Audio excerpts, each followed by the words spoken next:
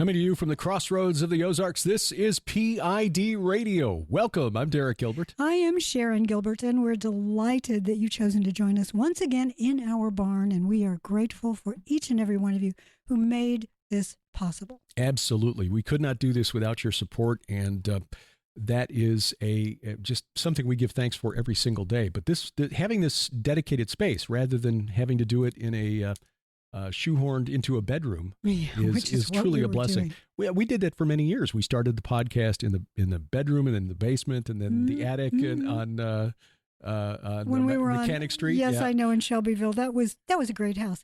But this barn, everyone who walks into it is shocked. Mm-hmm. From the outside, it's unassuming. That's fine. We don't care. But inside it is very functional, and you have made it possible. So we thank you for that. You can find a link if you're led to support us. That's great. If not, your prayers are what we need most of all, and we do appreciate keep those. the lights on, that kind of thing. Amen to that. So we appreciate your prayers. We also appreciate your prayers for our friends in Israel right now. You know, we, Derek and I, as you may know, have been planning a tour to Israel for an arm-in-arm solidarity mission, just to let everyone over there know that they are not alone. Yeah. We not only pray for them, we still want to support them by going over and helping out their tourism industry. Right.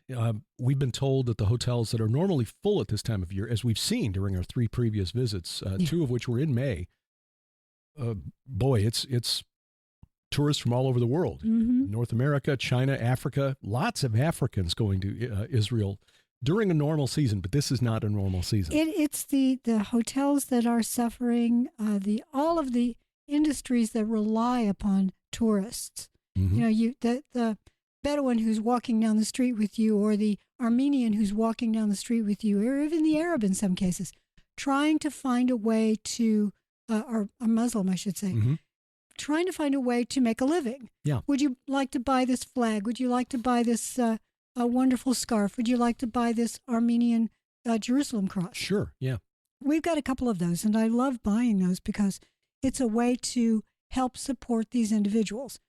Now, you have to be careful because not everybody is selling you what it's worth, but you can often talk them down to, I'll give you $1. Yeah, this $20 hat, I'll give you $5. Sold. But we want to go over and support them. The restaurants, so many places that rely upon us, not to mention the tour companies like Lipkin Tours. Because of what is going on over there, it is frankly up in the air as to whether or not we will go. Right. We understand, and we've got some people who have signed up to go. We've got people from 3 continents who have signed up to go. And understand, Derek and I will go. You know, if the Lord says go, we're ready to go. We're not afraid. We really are not. Right. It's a case of airlines actually running, because some countries are canceling airlines into Tel Aviv right now. The airline space over many of these countries is sometimes simply shut down because of and you never know from one minute to the other when something will happen. Sure. So this weekend, we will have to make a decision about the tour. We'll know by Monday, Tuesday latest, because Passover is coming, and they've got the Seder coming Monday night. They do, and right now they are finishing Shabbat. So we cannot, we've already sent email communiques to Lipkin Tours.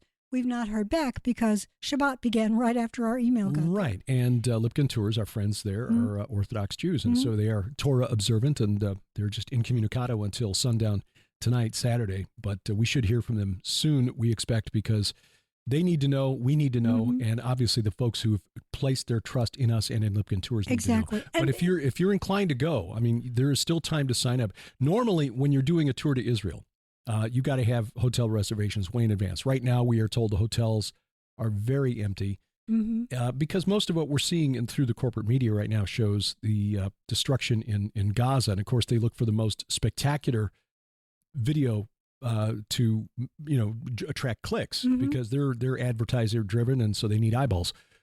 There's some video, not to rabbit trail too far, but there's some videos showing people on the beach in Gaza actually vacationing, and that's really made some Israeli politicians angry. Itamar Ben-Gvir, who is kind of a gadfly on the cabinet of Benjamin Netanyahu, he is far to the right of Netanyahu, complaining. He said, this is just not right. And we've got 60,000 people who've been evacuated from their homes in the north, and you got Gazans who are sunning themselves on the beach. So, all right, whatever. we pray that everybody could have enough peace that we could all be at the beach sunning ourselves or doing whatever we want to do without fear. We have also communicated to Lipkin Tours that if for some reason the decision is no, it's not, we cannot make firm plans to go because it's just 2 weeks away. Yeah. If that cannot take place, may we postpone it? Right. Everyone who's signed up, we would postpone it to October perhaps, some sort of fall date where it would be cooler anyway, but also maybe by then the tensions will have calmed down. Cool. Yeah. So again, if you're interested, you want to send us a note, that's fine. You can email us, derek@gilberthouse.org, info@gilberthouse.org. We'll get it to us as well. And gilberthouse.org/travel is where you get all the information. Right. You want to look at the itinerary that's planned and get an idea of cost. All of that's there. There's a link there to go to Lipkin Tours and reserve your place. So again, we've got a number of brave souls who have committed to this. And so we will make a final decision this weekend, but there's still time is the bottom line, but you got to make a decision this weekend. Right now, for me, it isn't a fear factor. It's geopolitical. It's will airlines go? Right. Can we safely be in a hotel in Jerusalem? There are a lot of things taking place. Right. But if you are interested in going to Israel and, frankly, you just don't want to go on a tour like this, you want to go on the full archaeological, the full tour that we take, next spring is the one. gilberthouse.org/travel will get you there as well. Yeah, March 25th through April 3rd, the dates with an optional 3-day extension to Jordan. And that information is there. And that will be, we will be accompanied on this adventure by our good friends Doug Van Dorn, Dr. Judd Burton, and Timothy Alberino. I know it's going to be incredible. I would go on that tour. I would go on that tour. I would watch that show. You talked about our extension into Jordan, and I just want to thank the King of Jordan for participating. Yeah, last week, of course, our program was about waiting for the other shoe to drop, waiting for Iran to respond to Israel's Israel's not confirmed that it did it, but I think everybody pretty much agrees that Israel did hit the consular building next to the embassy in Iran. I know they're calling it the consulate, but really it was an IRGC headquarters. And the IRGC, the Iranian Revolutionary Guard Corps, where generals would coordinate activities with militias in Syria and Hezbollah who were striking Israel from the north. So Israel basically said, we're not going to have that anymore. We know that you've got 2 high-ranking officers there. Boom, done. And Iran responded, of course, last Saturday night after our program went out with 350 drones and cruise missiles, 99% of which reportedly were intercepted. Whether that's an accurate percentage or not, it appears that only about 7 missiles got through, and there were a couple that got through on the Mount Hermon area, and a number that hit an air base in the south that is purportedly where the airstrike against Damascus launched. I think there's an intelligence operation on Mount Hermon. Right. Yeah, I mean, highest mountain in the region. You can look into Lebanon. You can look into Syria. I think that's on the Syrian side of the mountain. It's in Israeli territory, but you can see well into Syria. There are a number of those on the border where Mount Bental, Tel Ferez, Tel Saki, where the Israelis have military installations. Go tell it on the mountain. Yeah. So Saturday night, Iran struck back. Only one casualty, sadly, a 7-year-old Bedouin Arab little girl. Did she die? No. She was. Last I heard, she was in surgery at in a hospital in Beersheba, I think. So, from the standpoint of damage and casualties, it was minor. But if you were living through it, based on the video we saw, it's like my dad used to say about medical procedures: minor is when it's happening to somebody else. So, our friends there said, Aaron Lipkin posted to his Telegram channel. It was surreal standing outside on their front porch, 2:00 in the morning, watching missiles fly overhead. And the video of the missiles being intercepted, shot from the Temple Mount, missiles flying over the Dome of the Rock. That's apocalyptic. It looked like something from a film. It did. Is it prophetic? We'll talk about that in an upcoming episode of Unraveling Revelation. But we can talk about it now. Well, okay. If you want to. But yeah, Derek and I are going to be recording Unraveling Revelation later. But Israel did respond since then. They responded on the 19th, so yesterday, Friday, which not coincidentally perhaps happened to be Ayatollah Khamenei's birthday. April 19th. He's 85 years old as of yesterday. Happy birthday, Ayatollah. Boom. Yeah. But it appears... And the day before that was their Army Day. Right, where they were all demonstrating and marching. In front of the older Khomeini's tomb. Ah, okay. The original. Yeah, Khomeini and then the Khomeini. Yeah. Yeah. They're going to go through all the vowels, and next it'll be Khomeini. Khomeini. Anyway, it appears that Israel's response was calculated like Iran's response. Let's fling some missiles over there to show them that we can hit them if we want to without doing enough damage to provoke a wider regional war. Now, the area that they hit in Isfahan, south of Tehran, reportedly took out the radar installation that guards the Natanz nuclear facility, which is sort of a message like, okay, the radar protecting your nuke plant is now gone. Well, exactly. And I want to remind everybody, if you have forgotten, a couple of weeks ago, the IAEA, which is the Nuclear Inspection Organization. International Atomic Energy Authority. Yeah. They're atomic supermen. They go in and they were supposed to be allowed in there anytime they want to go in and inspect.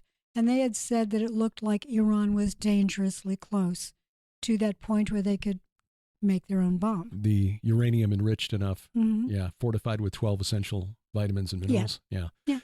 So that was the message sent back. Does not appear that there were any casualties, at least none that Iran would admit to. In fact, Iran was not even admitting that Israel was responsible.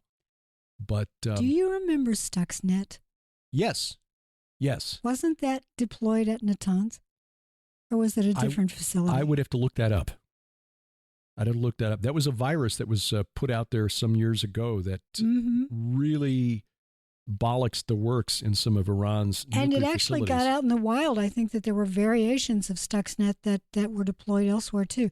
Stuxnet, as I remember, was probably infected the system locally. In other words, not through the internet. No, somebody stuck a drive and connected a drive to a computer in Iran. Yeah, this was in 2010. We talked about this back then. Yeah. We've forgotten a lot of what we've done in this program. We've got more than 2,000 I barely remember yesterday, much less, back in 2010, but 15 years ago. Yeah. I mean, 14 years ago. Yeah. Stuxnet had been in development since 2005. This is from the Book of All Knowledge, Wikipedia. And it did damage to Iran's nuclear program.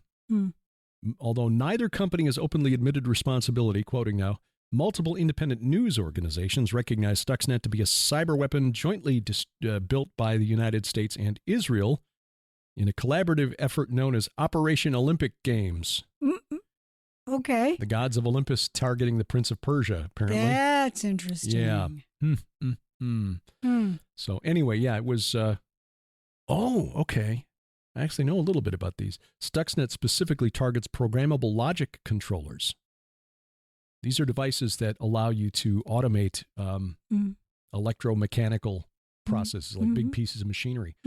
There was a short period of time there back in my Philadelphia days, back in 1987, when I was really bored. I've been demoted from the night shift at the radio station I was working for at the time.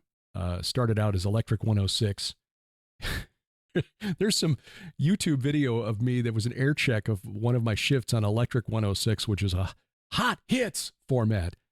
We were limited to 10 seconds of talk between every record, maximum. So it was very, very high energy. Some might call it hyper caffeinated, which in my case was true. Yeah. That's back when Jolt Cola was a thing.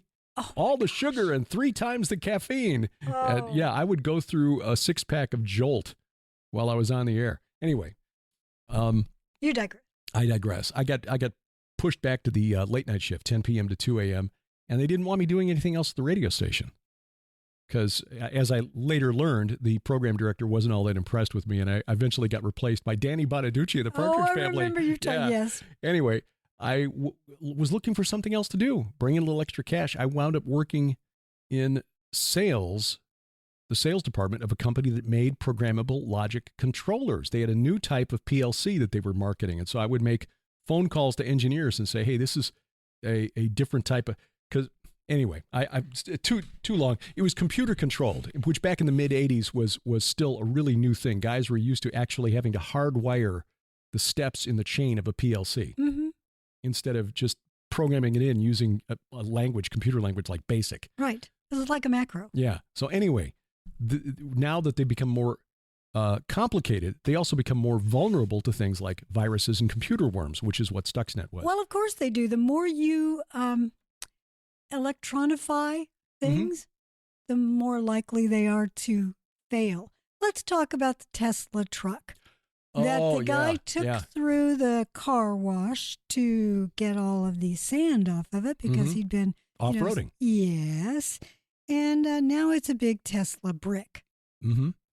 I was surprised to find out in that story about the car wash ruining his Cybertruck that Teslas actually have a car wash mode.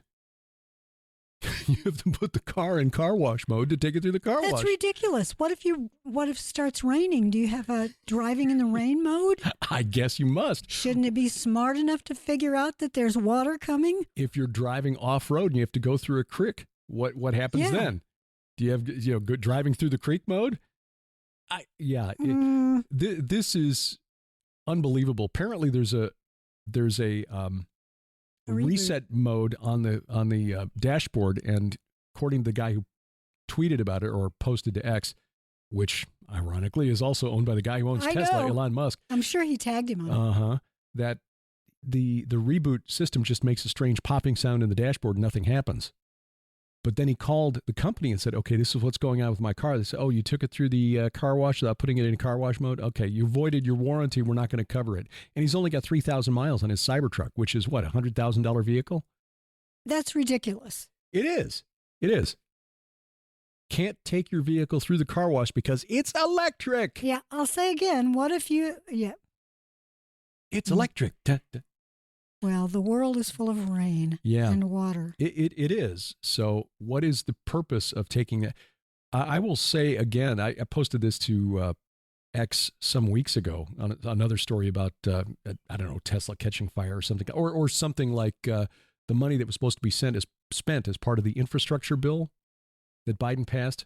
The let's, goose inflation now bill or whatever to put in more charging stations for EVs.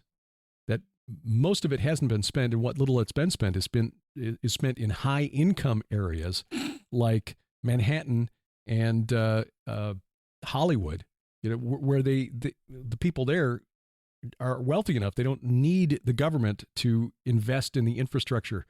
Here in the Ozarks, we've lived here for 9 years. Maybe that's how they got so wealthy. I guess yes, they gamed the system. Electric vehicles are just so impractical. I've only seen a couple of Teslas, and it's only when I go up to Springfield or to St. Louis. But out here in Stone County where we live, I have not seen a single electric vehicle, period. Some hybrids. Some people drive Priuses around here. Hybrid kind of makes sense. Sure. But, an all-electric vehicle when you're living out in the country? Stupid. Stupid. Speaking of Biden. Well, yeah. Well, let's just get this out of the way because people are probably expecting us to talk about it. He did a Trump, only not very good, not very well. He went to a fast food restaurant. Yeah, kind of a convenience store. That's right, it was. It's called a Wawa. Very big in Philadelphia. I learned that when I lived there. Is that like the Wawa pedal that guitarists use? I am told it is a Native American word for a type of goose, if I understand that correctly. But can you still call it that? I don't know. Anyway, the president went into this convenience store to replicate what former President Trump had done when he went into what was that? He went into a burger place, didn't he?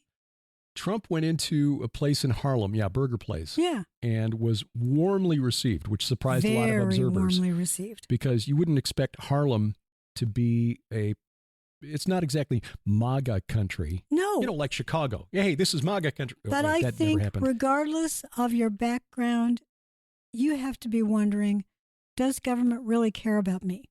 Sure. Unless you're wealthy. Sure, yeah.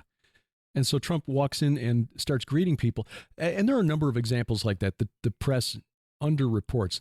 like that 12-year-old boy who volunteered, to help, the government save money. He'd volunteered to come to the White House and mow the lawn. Oh, I remember that. And so they brought him up there, and Trump went out of the White House and talked to this young man who was working hard. I mean, that to me was like, all right, maybe it's a staged photo op. Don't care. That was good optics for the president and his advisors. If they had suggested it, great. But Trump's got these instincts of connecting with people that Joe Biden does not have. When he went into the WWII, Forbes recorded the pre-visit visit. Trump just, okay, hey, let's just stop here. Let's go in there. It'll be fine. Biden's team went in advance and scripted to the people behind, okay, here's how you're going to handle the tip, and here's how you're going to do this. And when Biden did go in there, they showed, okay, they're doing the thing. He's getting a shake. And now suddenly he's distracted by a display on the counter. And now he's taking the box and he's folding the cover over on top of the box. What are you doing? President Biden, what are you doing? It was, and nobody was really making a fuss. Whereas with Trump going into the store in Harlem, it was. And then at some point he started talking about his uncle. Well, yeah, and he did this twice. I don't know that it was at the WWII, but it was a couple of other personal appearances. It was his uncle. Yeah, but he went to a memorial of some kind, I think, and was talking about, he mentioned his grandfather. Robinette was the last name, I think, of the grandfather. But then started in on this uncle story. Yeah, Ambrose Finnegan, who was as I understand it, he served in some capacity in World War II. Not quite sure. Let's see. Trying to look this up now real quick. Anyway, the way President Biden told the story, he said that his uncle was shot down on a mission over Papua New Guinea and in World War II. And it was over the northern part of the island, which was inhabited by cannibals. And so they never found the body. And he repeated the story twice. He made the remarks in Scranton, Pennsylvania, and again in Pittsburgh.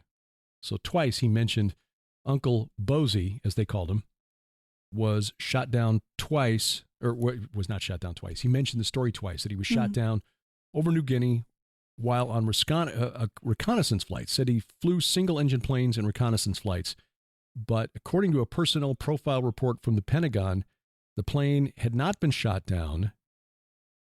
It ditched. It was not a single-engine plane. There was a failure. It was a twin-engine plane. Both engines failed. The pilot attempted to ditch. It hit nose first, flipped over, and only the engineer on the plane survived. Finnegan was not the pilot, so he did not survive. He did not survive. And they did not recover the body because he was essentially lost at sea. He was not eaten by cannibals. But Papua New Guinea is not happy.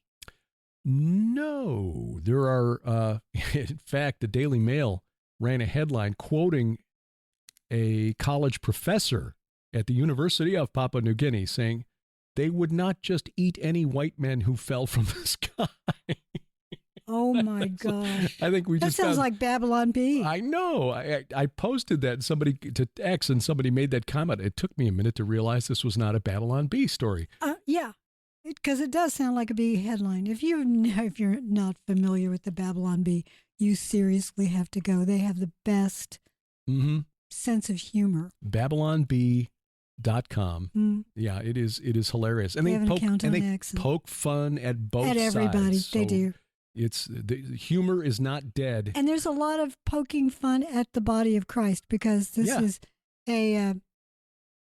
I assume they're all Christians that work there. I can't guarantee that, but they tend to look at the world with a Christian worldview. Yes, and therefore everybody gets skewered. And they spun off a sister website, by the way, called NotTheBee.com, which began with. As a place to post stories that are so bizarre, you'd think that they were parody, but they're not. Like this one. Like Uncle Bozy.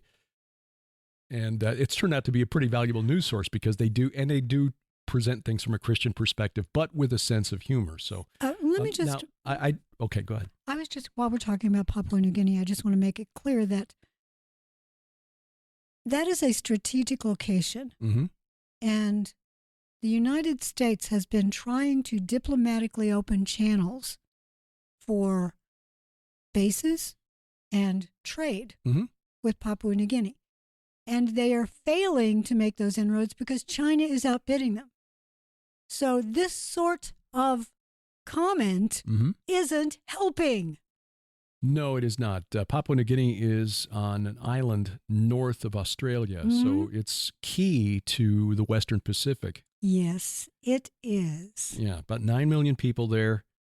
This is interesting. 283 languages on that little section of the island. The most linguistically diverse place on Earth. Wow. Yeah, but they are not happy with President Biden, so diplomats are having to work overtime now to no, he did not call Papua New Guinea a bunch of cannibals. Well, yeah, he kind of did.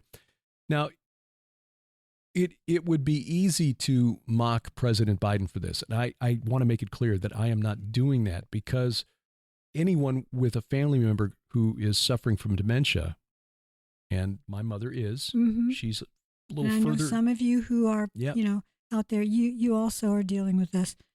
It's very difficult. And I would never suggest that your mother be put in charge of a corporation, much less a country. No. And that's the thing here. President Biden appears to be going through what Mom was going through a few years ago with the nurses called sunsetting. Lots of hallucinations and false memories. Boundary between reality and imagination is thinning. And maybe this story may be absolutely real to President Biden. The fact that he repeated it suggests that he wasn't trying to tell a story just to impress people, that he may well believe that this is real.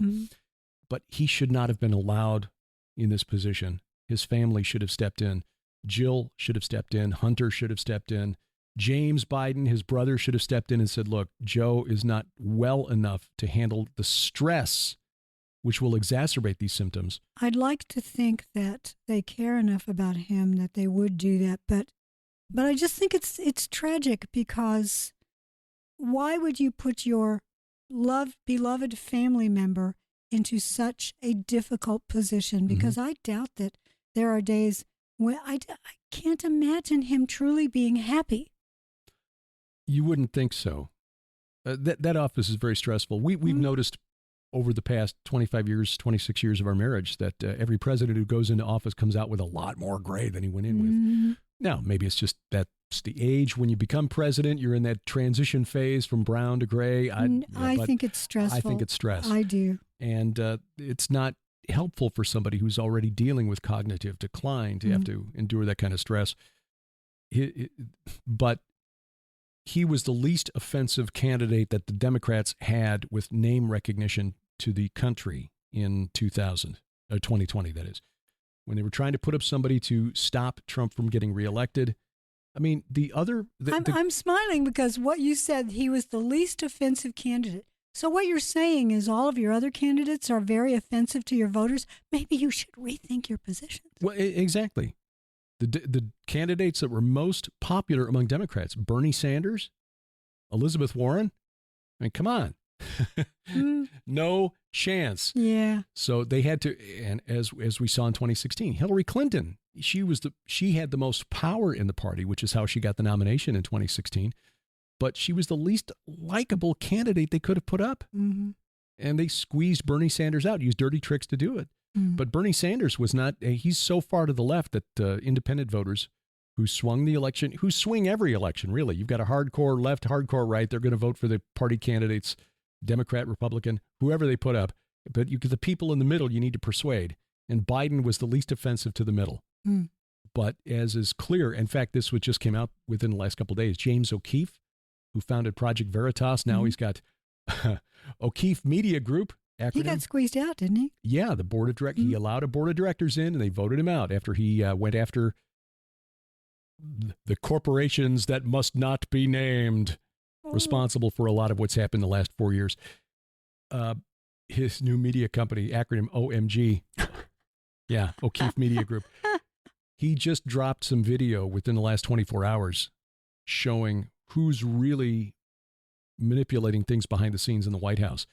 The White House chief of staff is essentially the most powerful person in Washington or inside the White House, more powerful than Kamala Harris. And I forget the fellow's name, but the chief of staff is essentially, if you, Jeff Zients, Zients, if he's basically the gatekeeper to the president and he sets the agenda. That would be every chief of staff, though.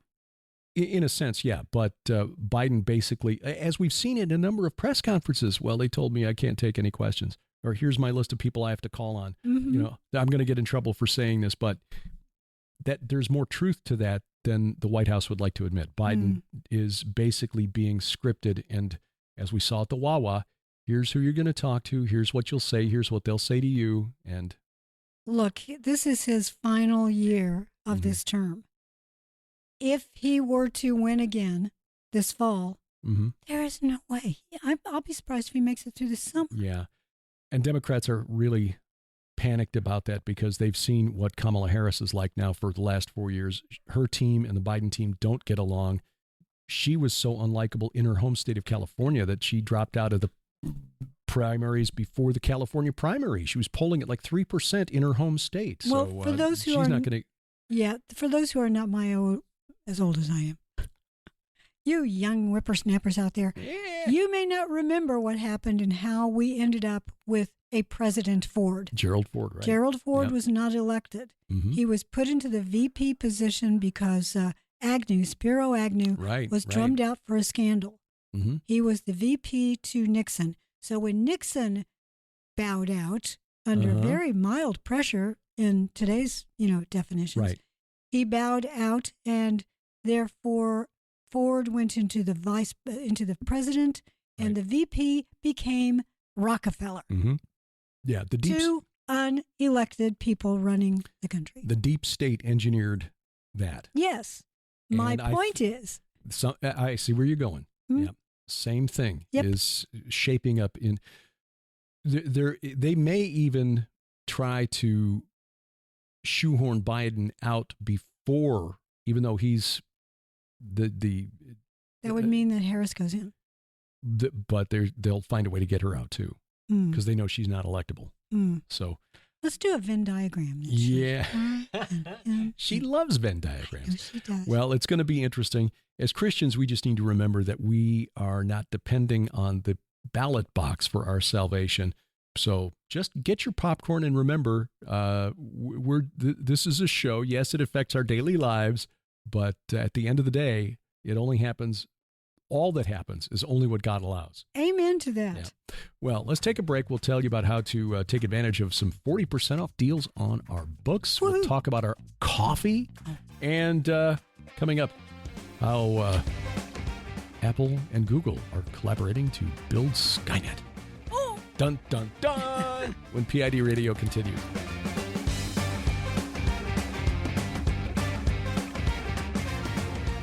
Summer reading season is just around the corner. We want to help you get ready. You can buy fiction, you can buy nonfiction through the Gilbert House store, whichever you want. All of our books are 40% off. 40%. That includes all 8 novels of the Red Wings saga. Book 9 is coming, probably early summer. My 2 novels, and then, of course, all of our nonfiction stuff, including our most recent books, Giants, Gods, and Dragons, The Second Coming of Saturn, and Veneration, a deep dive into the cult of the Nephilim. April and May, you get 62 days. Absolutely. No, 61. April only has 30. Regardless, through the end of May, 40% off on all of our books at the Gilbert House store. Available only online. Go to gilberthouse.org/store. You'll find all the prices slashed on our books, 40% off, gilberthouse.org/store. And thank you for your prayers and support.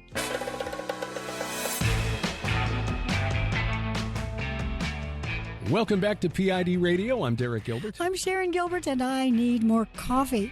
Well, it just so happens, Mrs. Gilbert, we have some. What? Yes, at the Gilbert House store, gilberthouse.org/store. Coffee from Kevlar Joe's Coffee. Ooh, that's good coffee. Yes, it is. Three varieties. Small batch roasted by hand, veteran-owned company right here in our beautiful state of Missouri.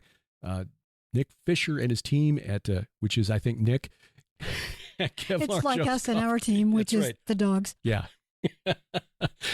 3 blends. We've got the flavored blend, cookies and cream flavored, called Amazing Grace, based on the black and white coat of Grace, the rescue dog. There's Snarling Dachshund, which is actually very smooth, like Sam was a smooth-coated, dachshund. Yeah, black Sumatra and tan, beans. Sumatra beans. And then the Derek's Bunker Buster, which is the dark roast Colombian. All 3 of those you'll find at gilberthouse.org/coffee. Links take you to Kevlar Joe's, and he will ship directly from his site, so it's fresh, good stuff. It is such good coffee. And by the way, we've just signed with another affiliate. Yes. This is Simply Clean Foods. Chance Gibson. We've been seeing him at the Hear the Watchman conferences for years. In fact, I interviewed... And tasting his... And tasting his, yes. Samples. He has been doing this for some time now. In fact, they rebranded the company a little while back. It was American Patriot Supply, I think. But anyway, it's Simply Clean Foods, simplycleanfoods.net. We've got a box ad for it at gilberthouse.org, but we're going to put a banner ad up there and put one in the sidebar so a little easier to find. Basically, what they do is this: freeze-dried foods, so it's long-term storage, but it's all guaranteed 100% GMO-free. Yes. And also, you can put a link in the program notes for this. Yeah. Well, I can, can't I? What? I don't have to just copy and paste from last week? Oh, whoa. No. Writing is hard. Trust me, it really is. Speaking of writing, you and I just turned in, much of it fell to you, just finished turning in the manuscript for The Gates of Hell, which means that I can now start writing the book 9 of the Red Wing Saga series. But I have to tell you, it takes energy to, not just physical energy, but mental energy to write and to think clearly and to plot. And there are days, I'll be honest with you, I'm just so tired. And part of it is having dogs. I'm still getting used to raising this puppy. She's 3.5 months or so now, and she's coming along. I have to say, she's really coming along. She's fun. She's such a fun, energetic, loving puppy. And she and Grace get along really, really well. And they both love going to our groomers. When every Friday they go there for a play date, and she keeps them when we're out of town. But I'm finding that I'm still trying to find my groove, if you want to put it that way, for writing, when I can best do it as far as my energy level, my creativity. So I apologize. Things are delayed, but I'll get there. And right now I'm thinking probably late July by the time it comes out, but I will keep you updated as to how many pages I've written. We'll get there. But The Gates of Hell is now in the editor's hands. He has begun work on it. He's already informed me that I'd forgotten to include citations for some of the quotes in the first chapter. So I went back and grabbed those and supplied those to him. I wondered about that. Anyway. The other thing is that we need to write a dedication in a forward if necessary. But this should be out fourth quarter, by the way. When you finished the first draft, going through and editing that, it had a lot of footnotes. In fact, there were 666 of them. Yes. Well, we now have 676. So, and when I added a few more that I sent to him, it's probably going to be closer to 685. Can we get to 700? Do I hear 700 out there? So we will keep you posted on the progress there. We do have a cover design, which is wonderful. The awesome Jeffrey Martis has developed. This is his best cover yet. It really is. He designs all the covers for Defender and for us. He designed the cover for Tom Horn's last book, which I think is just perfect. Summoning the Demon, yes. Yeah, it is very timely. And, another reference to Elon Musk. That's the quote, which you included in one of the chapters for The Gates of Hell. I think Summoning the Dragon is what I actually put. But yes, Summoning the Demon is but that's the quote. But you included the quote where he said, creating artificial intelligence is summoning the demon. It's like the guy summoning the demon. Go ahead and do it. Yeah. Try to think he could control it. Yeah, it didn't work out too well. Because the demon doesn't know that there's a car wash mode. Is there a car wash mode on the AI?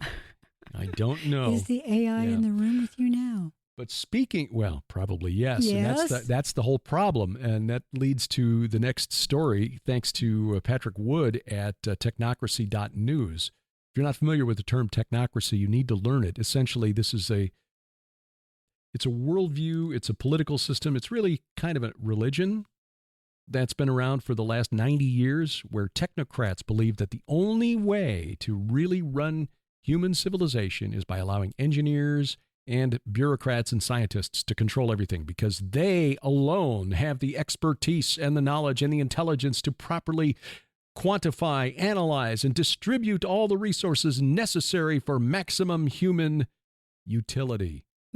Which is exactly why we opened the gates of hell with a fictional scenario that posits that very where it will end up if an AI is in charge of the world. The book basically goes from ancient times and the earliest efforts we can document through archaeology, through written records, to open the gates of hell, to contact the entities on the other side.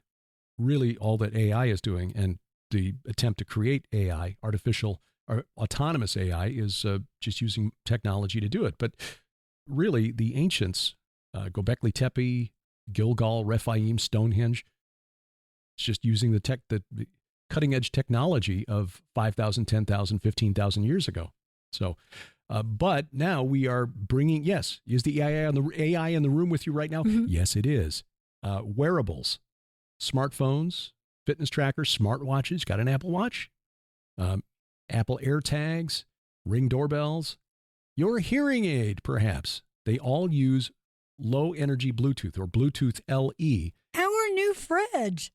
Our new fridge, yes, has Wi-Fi. I know. Now, I don't know if it has Bluetooth or not, but it does have Wi-Fi that I haven't looked to see if there's a way to shut it off. I assume there is. Yeah. But you can see it when you go to all the various places where you can get on the internet. Manual and shut it off. Yeah, because this is how a lot of hackers will get access to a home network and then get into your computer. They'll find a fridge or a TV or printer, which a lot of us, like with our fridge, we've had for several weeks now, and we've not changed the password on it. Don't even know if it has the password might be password. But Bluetooth LE is an independent mesh network that is not dependent on the internet. It is a mesh network separate and independent from the internet. I want to remind everybody of a story that you and I talked about many, many, many years ago. I think we were still in St. Louis. Mm-hmm. And it was a system of creating a local network with dust. Right. And it little was even moats. called dust. Seriously, moats. Yeah. Well, this is essentially that. AI running on massive computers, but is what's made this BLE or Bluetooth Low Energy mesh network possible. Blah. Yeah, blah. BLE, it's blah. Any device you get close to, if you've got a device that's got Bluetooth on it, your smartphone, your Apple Watch, your fitness tracker. It will shake hands. It will shake hands. They could disclose the frequency, length of contact, other subsequent contacts you make. Apple AirTags, you're tagging your luggage with it. That's the whole point, is you're tracing where it is in real time. Contact tracing, for example, which became a term we were all suddenly familiar with in 2020, made possible by Bluetooth Low Energy, BLE. So during a future outbreak, perhaps our movements can be tracked. And we're finding out now, several years after the fact, that in fact was what governments were doing. The United States government, state governments were tracking people in real time without our knowledge or consent, using devices like this. And as we deploy more Internet of Things devices, we basically are hooking ourselves willingly into what will become the equivalent of Skynet. You and I, we were just recently at a conference in Dallas, the Hear the Watchman conference, and we were honored to be asked to participate in the filming of a music video with Pastor Casper McLeod. That's right. And it's watchers. Yeah. And it's the idea that you're constantly being watched. But his song doesn't necessarily mean government, even though, yes, he does discuss that many, many times in his various songs and in his preaching. But he's talking about spiritual watchers, and they don't need a Bluetooth mesh. No. They're looking from the unseen realm and watching. Right. I have to say, though, Paul Begley. Because a number of us who were there were asked to participate, and so Derek and I are in for just about anything. Sure, we'll do it. But Paul Begley, we'd not seen him record his, so when we watched the final video, I thought I was going to bust a gut laughing because he is so over-the-top wonderful. Yeah, Paul was, I think, the star of that video. He was the star. I'm sorry, Casper. I'm sorry, Renee Truex. But Paul Begley stole the show. He did. He did. You can find that at Casper's YouTube channel. In fact, I will post a link to that in the show notes. And the song is catchy. You're going to find yourself, it's almost an earworm. In that it's in your head all day long. Casper has a gift. Back in the 80s, when I was in the radio business, Top 40 Radio, music director at a couple of stations, well, one station, program director of another, it was my job to listen to music and find the ones that would become hits. And Casper's writing style fits that sort of mid-80s, early 90s power pop genre. Mm-hmm. And he can write a hook.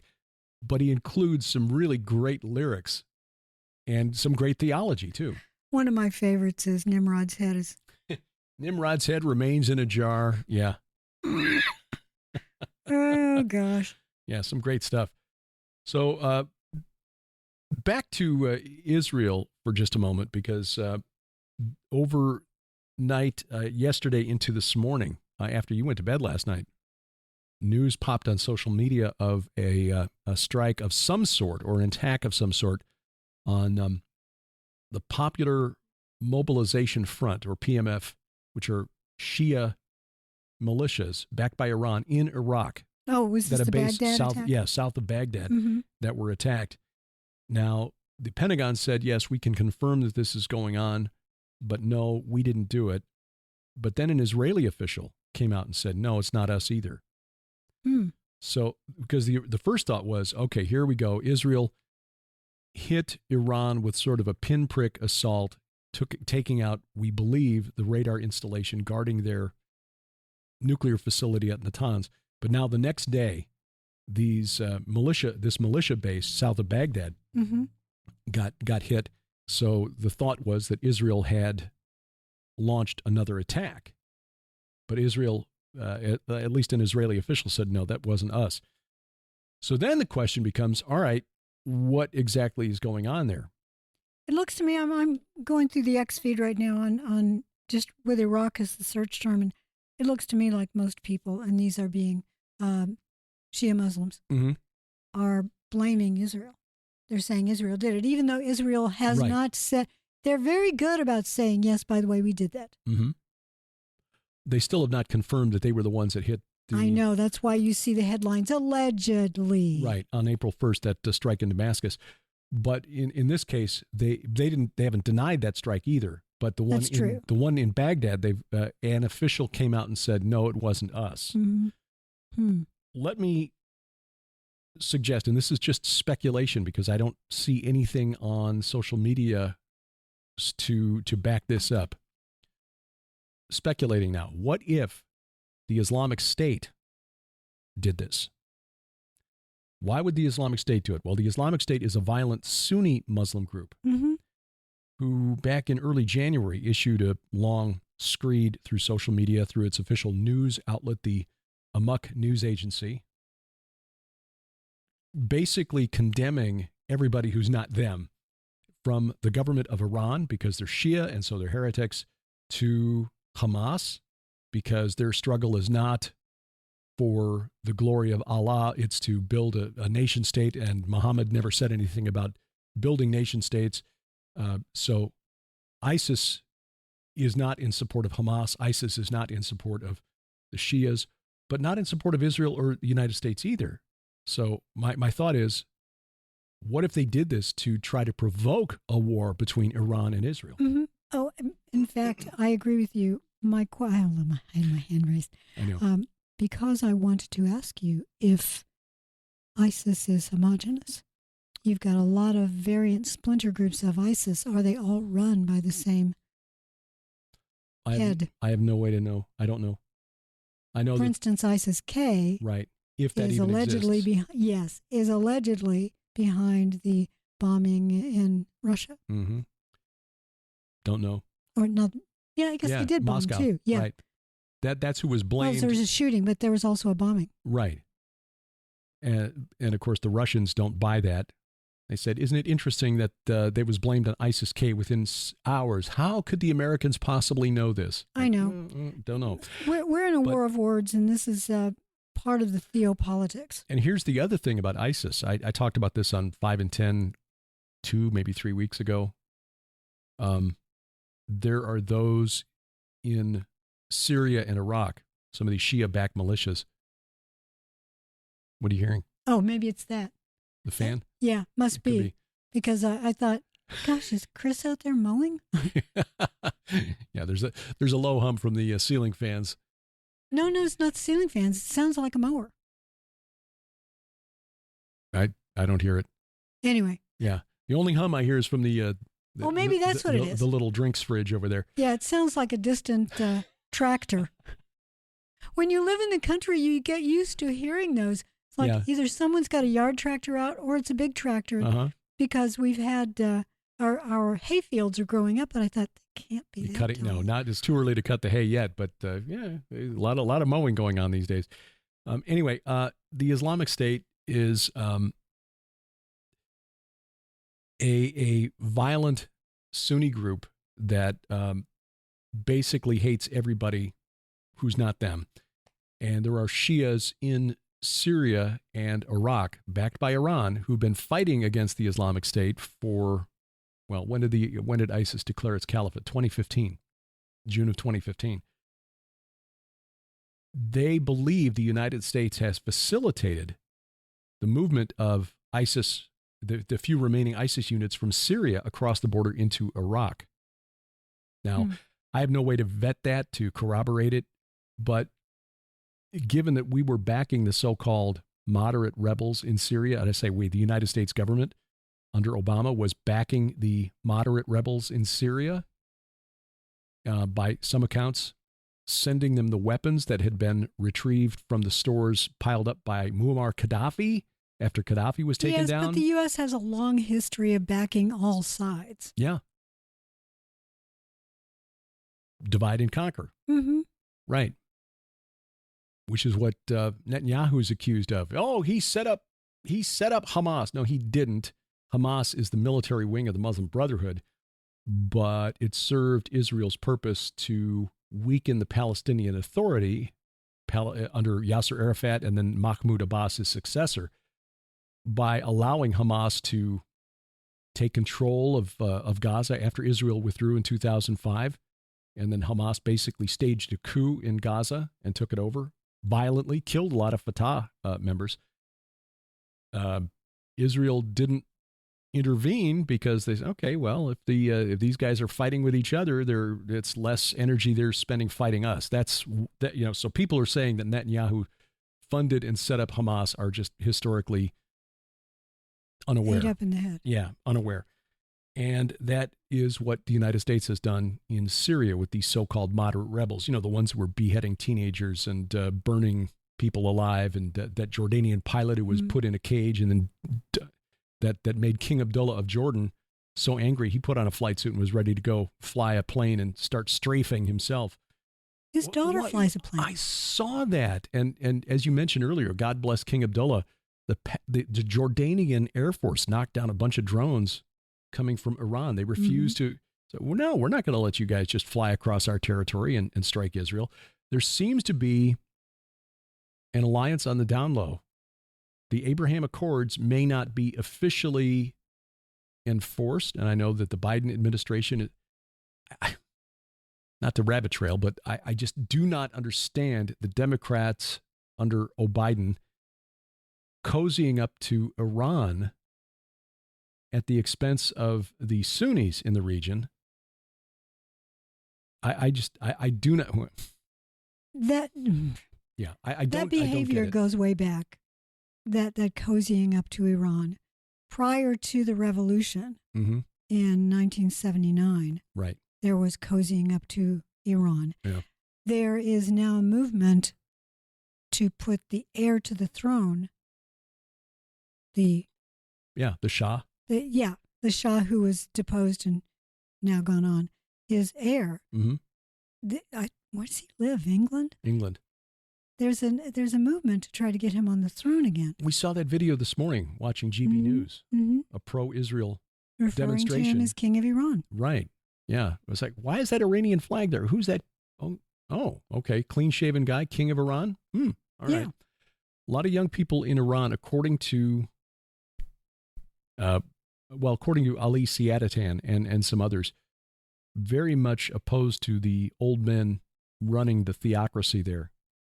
So it will be interesting to see what happens in Iran in the next few years. It's also interesting considering that our government tends to be playing all sides, including the Iranian side. Yeah. And that is that Netanyahu didn't tell the U.S. until the very last minute that he was about to launch. Yeah. Yeah. Also interesting that Netanyahu did not ask for permission. He just did it. But again, it was a more measured response that I know was hoped for by some of the right-wing members of his cabinet, like Ben-Gvir. And in the meantime, we've got Zelensky in Ukraine that's popping up. Yeah, in the and dock, saying, bounce. Yeah, exactly. Notice me. Mm-hmm. Give me money. Pass that bill so I get lots of money. Which he may get. House Speaker Mike Johnson basically pushed through the $95 billion that the Senate bill passed, which is what the White House wants. This is $60 billion for Ukraine, about $26 billion for Israel, $8 billion for Ukraine, $8 billion for Taiwan. Excuse me. The story here has got a typo. You didn't even mention Taiwan. Good grief! There's so many things going on down there right now. Right. But what Speaker Johnson did is to take the Senate bill and divide it up into 4 separate bills. The bill with money for Ukraine, one for Israel, one for Taiwan, and then a 4th bill that rolled a bunch of things together. And then using a procedural gimmick to tie them all together again and send it back over to the Senate. They call it a MIRV, multiple independently targeted re-entry vehicle, like a missile, a nuclear missile with multiple warheads. So does it fly over on a MIRV Griffin? Oh yeah, terrible. So the House was not going to pass the bill because the conservatives in the House said, look, we another $60 billion for Ukraine when we're not spending anything to defend our southern border. 10 million people have crossed the border in the last 3 years, but you're going to send another $60 billion to Ukraine in a losing cause. Why is Johnson, does he want to lose his job? Well, I don't know. He probably has been promised some things that even if and he appears to be a good man. Oh, I think he is a good man, too. It's just, why are you making these decisions? I don't know. But Marjorie Taylor Greene, representative from Georgia, has already filed a motion to vacate the chair. She's just not done the next step, which requires a vote on that. With the resignation effective yesterday, of a representative from Wisconsin, Republican Mike Gallagher, Johnson can only lose like 2 Republican votes if the Democrats do what they did previously and all vote to vacate. Yeah, right. And you've already got Marjorie Taylor Greene and now Representative Thomas Massie of Kentucky. And I think Chip Roy of Texas, maybe, I'm not sure where he stands on that. I know Matt Gaetz has said he wants to keep Johnson. Gaetz is the one who forced Kevin McCarthy out. But there are other conservative Republicans who are like, look, we didn't want this. Why are we? Because they passed the omnibus bill with all the pork spending that the White House wanted under Johnson. And now they've got these bills that were split, voted, approved separately, now put back together, sent over to the Senate. It's sort of like, okay, this is like the deep state reveal. Somehow Johnson was part of the deep state, or he's been gotten to by the deep. Don't know. But more billions for foreign wars. And I'm all in favor of sending the money to Israel. And it's not just because God said, I will bless those who bless thee and curse those who curse thee. No, just setting that aside and looking at who Israel is opposed by in that region. Violent Islamists are an existential threat to the world, not just to Israel. If you were to remove Israel from that map, the West would have no recourse. It would end up with a West versus East war. Yeah. There are places in Europe where they still remember this, and there are places in Europe that are dealing with what it means to invite millions of Muslims into your country. There are no-go zones in France and Sweden, Denmark, where you just... But they still remember what it was like having to fight off the armies of Islam in places like Hungary and Poland. The Austrians, you would think, would remember. Yes. Well, Sadiq Khan, who is the mayor of London, has said that white Christian men don't represent London. Well, he's right, sadly. I know, that's my point. Yeah. So many outsiders, if you want to put it that way, people from other countries and other religions, other faiths. England has traditionally been a Christian nation, but it is changing over. As far as the way it's represented, and by this I mean what Sadiq Khan said. The fact is, I think that there are still a lot of Christians, and I will call them cultural or sociological Christians. They aren't necessarily born-again believers, but they wouldn't call themselves Jews or Muslims. They would say, no, I'm a Christian. Come from a Christian family. Yeah, because I'm not Hindu or Buddhist. Yes, exactly, because I'm not one of the others. Right. But if you actually look at the demographics, those who identify as Christian overwhelmingly outnumber everybody else. The funny thing is, when John Cleese several years ago said that London isn't English anymore, he was roundly vilified in the press. How dare you say such a racist thing? And now Sadiq Khan says it. It's like, oh, yeah, absolutely. We have to allow him to say it. He's not an old white guy. We can't let him. But before we leave, the whole purpose of PID Radio, Peering into Darkness Radio, is that we look at the spirits behind things, not only the geopolitics, but also the theopolitics. So taking a look at what's going on in the Middle East right now, how does this dovetail with Bible prophecy? That is the question. And in fact, that was something I was going to get to previously, talking about, as you mentioned, the White House. And I circled back. Yes. Thank you for circling back. The United States government, the deep state here in the U.S., has a long history of trying to play both sides. Since World War II, we've sort of taken it upon ourselves that we must spread democracy, or at least that's how it's branded for the world. It's not really. It's essentially a continuation of the empire that never ended, which is Rome. We are spiritual Rome, and that's the point that we make in Second Coming of Saturn and the forthcoming book, The Gates of Hell. The imagery inside the United States Capitol conveys that sense that we are linguistically, well, not linguistically, but in terms of our law, our art, our architecture, our philosophy, but most of all, spiritually. The Western world is Rome. And that's why we argued in Giants, Gods, and Dragons that the rider on the white horse in Revelation 6 is Apollo, who went forth conquering and to conquer. And his conquest was spreading these ideals of Rome, which was, subject to its two high gods, Jupiter and Saturn, Satan and Shemiyaza, has been transferred first to Western Europe through England and then on to the United States. And that is where we are today. So when you get these really smart boys in Washington, D.C., meddling in affairs elsewhere and thinking we're going to play both sides against the middle, they're really just doing the bidding of Satan, who from a very high mountain, Mount Hermon, said to Jesus, I control all of these, and I'll give them all to you if you just bow the knee to me. That's what's going on here. And we need to remember that these governments, including here in the United States, which we Americans like to fancy is a Christian nation, are subject to the god of this world, Satan, i.e. Zeus, i.e. Jupiter, i.e. Baal. That's who is in temporary control of this. But we as Christians, we are the resistance. Yes. In a way, we're the men of the West. We are the men of the West outside the gates of Mordor. And we are fighting a holding action until our Savior comes over the hill with the cavalry, the heavenly host. Yep. And that will happen. That day is coming. Yes. That day is coming. Speaking of the idea of the Greco-Roman Empire still being alive and that we represent it, you have plans to do a follow-up to your Saturn book. Yep. Going to dig deeper into it. I was trying to do some reading on Constantino Brumidi. Yes. Night. He's the Greek artist who painted the apotheosis of Washington inside the Capitol Dome. He did work at the Vatican before he came over.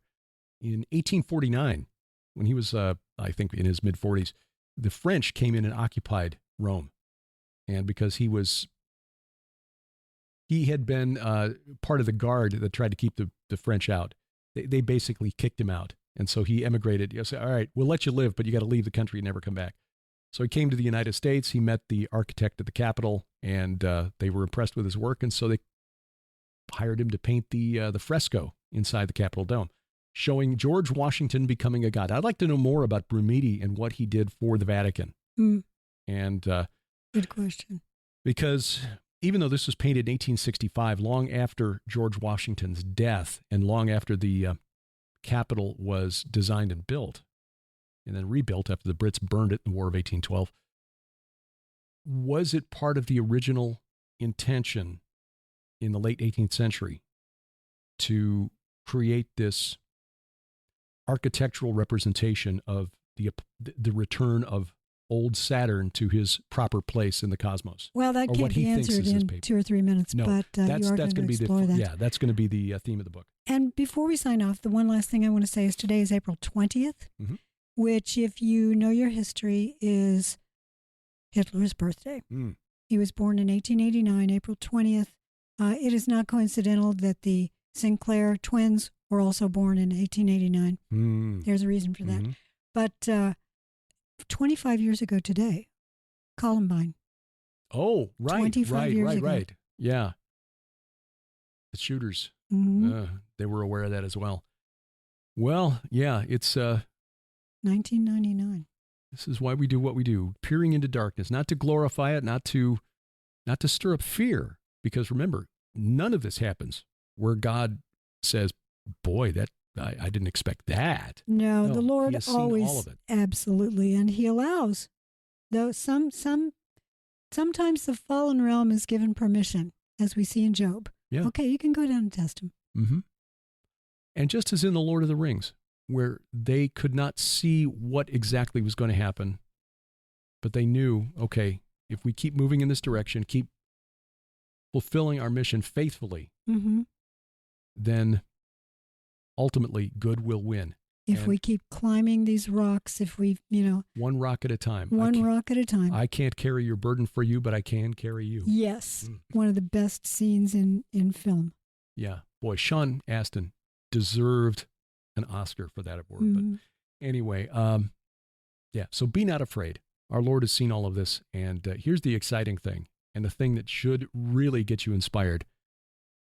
He placed you here now at this point in the history of the world for his purposes. Yes. It may be a small role, but as in Lord of the Rings, the smallest played the biggest part. Yes, exactly. Yeah. Until next time, I'm Derek Gilbert. I'm Sharon Gilbert. Bye-bye, everybody. PID Radio is produced by Gilbert House and released under Creative Commons Attribution Non-Commercial No Derivatives 4.0 International License. Follow us online, Twitter @PID Radio, or the PID Radio page at Facebook. Join us each week for our online Bible study, the Gilbert House Fellowship, online at gilberthouse.org.